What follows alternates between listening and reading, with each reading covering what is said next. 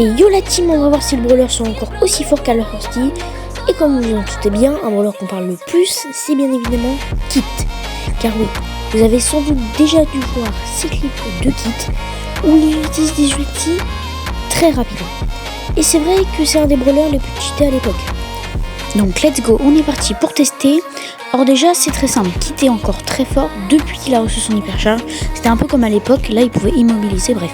En tout cas Kit extermine tous les lanceurs qu'il croise, tous les tireurs d'élite, bref tout ça il les bat. Mais après un truc que je ne comprends pas, c'est qu'on dit que Kit est toxique, alors que non, c'est la façon dont on l'utilise qui est toxique. Sinon le brawler en lui-même est certes très fort, mais il a aussi ses points faibles. Regardez, il se fait tuer par tous les tanks. C'est voilà.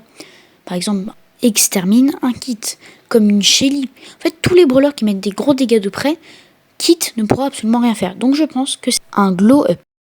Et le prochain, c'est bien évidemment Rosa. Vous avez sans doute dû voir ces clips où à l'époque, Rosa était invincible. Donc c'est parti pour tester.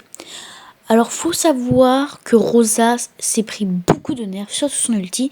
Mais en fait, Rosa se fait tuer par tous les tireurs d'élite. Piper, Mandy ou même Angelo qui est un des pires tireurs d'élite du jeu. Mais après, elle reste très forte. Mais comparé à l'époque, non. Car oui, sans son ulti, Rosa c'est quoi? C'est juste un perso qui tire au corps à corps, mais qui a aucune portée. Donc oui, il est vrai qu'elle se fait tuer par tout le monde. Même un El Costo peut tuer une Rosa. Il suffit juste qu'elle soit un peu plus forte et voilà. Regardez, parce que là, regardez. Même sans son ulti, la Rosa ne pourra rien faire. Or certes, ça réduit les dégâts de 75%, mais le brawler est très faible. Donc je pense que c'est un glow done. Et le prochain, c'est Surge. On avait tous vu ces clips à l'époque avec Snake Tug, qui malheureusement est parti, hommage à lui, où il explosait le lobby en fait. Je crois qu'il a déjà mis Surge à plus de 2000 trophées, ce qui est énorme. Donc c'est parti pour tester. Alors faut savoir que Surge, c'est certes fait nerf, beaucoup, mais il s'est aussi fait buff, et que c'est un brawler extrêmement polyvalent. Vous pouvez le jouer en Brawl Ball, en survivant, en Razor Gem, en hors-jeu, bref, dans tous les modes, il sera très fort. Vous voyez, j'ai directement gagné la première game, alors que certes, j'ai pas fait grand chose, mais quand même, le brawler est très fort.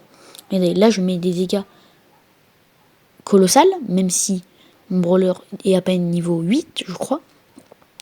Franchement, le brawler est très facile à jouer. Si tu commences le jeu, Surge est un atout parfait. Mais il est vrai qu'il se fait counter par certains brawlers comme Piper, Mandy, bref, tous les tueurs d'élite. Mais quand même, le brawler, quand il ult, il peut tuer plus de 6 personnes en même temps. Ce qui est énorme. Donc je pense que c'est un énorme glow up. En tout cas, n'hésite pas à t'abonner. J'ai tryhard cette vidéo, abonne-toi.